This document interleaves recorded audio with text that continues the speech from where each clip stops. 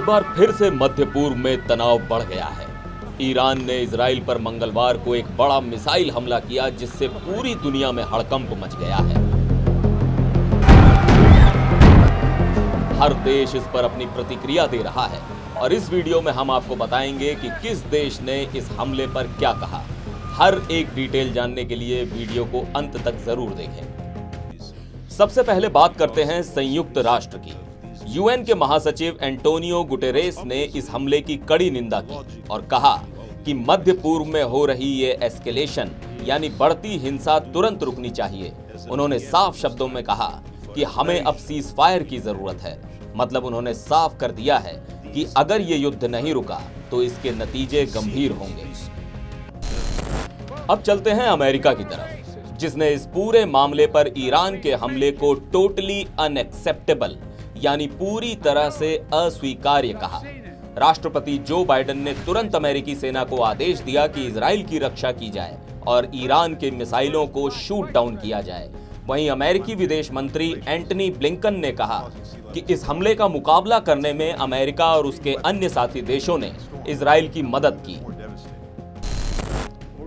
अब आते हैं इजराइल पर। ईरान के इस हमले के बाद इजराइल ने साफ कर दिया है कि इसका जवाब दिया जाएगा। इजराइल के सैन्य प्रवक्ता रियर एडमिरल डेनियल हगारी ने कहा कि इस हमले के गंभीर परिणाम होंगे और हम इसका जवाब उस समय और जगह देंगे जब हमें सही लगेगा। यानी इजराइल अब पलटवार करने की तैयारी कर रहा है। दूसरी तरफ हमास, जिसने कुछ समय पहले इजराइल के साथ युद्ध शुरू किया, उसने ईरान के हमले का समर्थन किया है। हमास ने इसे हीरोइक रॉकेट लॉन्च यानी वीरतापूर्ण रॉकेट हमला बताया और कहा कि ये उसके नेताओं की हत्या का बदला है। अब बात करते हैं स्पेन की। स्पेन के प्रधानमंत्री पेड्रो सांचेज ने इस पूरे मामले पर ईरान के हमले की आलोचना की और कहा कि मध्य पूर्व में जारी हिंसा का ये चक्र बंद होना चाहिए। वहीं स्पेन के विदेश मंत्री जोस मैनुअल एल्बारेस ने सभी पक्षों से संयम बरतने की अपील की है, खास तौर पर इजराइल को। जर्मनी के विदेश मंत्री एनालेना बेयरबॉक ने ईरान के हमले की कड़ी निंदा करते हुए कहा कि यह हमला तुरंत रोका जाना चाहिए, क्योंकि यह पूरे क्षेत्र को और अधिक गहरे संकट में धकेल रहा है।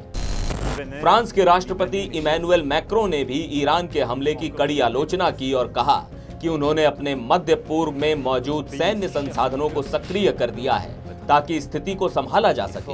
उन्होंने भी हमास और हिजबुल्लाह से अपील की है कि वे इजराइल पर अपने हमले बंद करें। ब्रिटेन के प्रधानमंत्री कीर स्टारमर ने भी इस हमले की निंदा की है और इजराइल के प्रधानमंत्री बेंजामिन नेतन्याहू से फोन पर बातचीत की।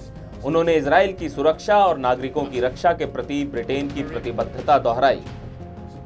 रूस की बात करें तो क्रेमलिन के प्रवक्ता दिमित्री पेस्कोव ने सभी पक्षों से संयम बरतने की अपील की है।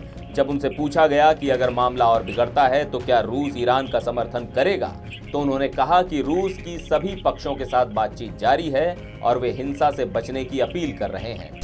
जापान के नए प्रधानमंत्री शिगेरू इशिबा ने इस मिसाइल हमले को पूरी तरह से अस्वीकार्य बताया।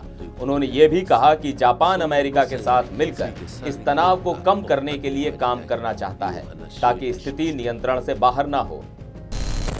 भारत की ओर से विदेश मंत्रालय ने इस बढ़ते तनाव पर गहरी चिंता जताई है। भारत ने कहा है कि इस संघर्ष को क्षेत्रीय संघर्ष का रूप नहीं लेने देना चाहिए।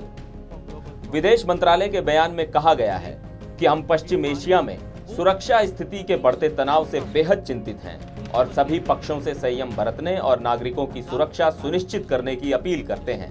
सभी मुद्दों का समाधान संवाद और कूटनीति से ही होना चाहिए। भारत ने स्पष्ट रूप से कहा है कि तनाव को बढ़ने से रोकने के लिए सभी पक्षों को जिम्मेदारी दिखानी होगी। तो ये थी दुनिया भर की बड़ी प्रतिक्रियाएं ईरान और इजराइल के बीच हो रही इस ताजा जंग पर। जहां कुछ देश इस हमले की कड़ी निंदा कर रहे हैं, वहीं कुछ संयम की अपील कर रहे हैं। देखना होगा कि आगे क्या होता है।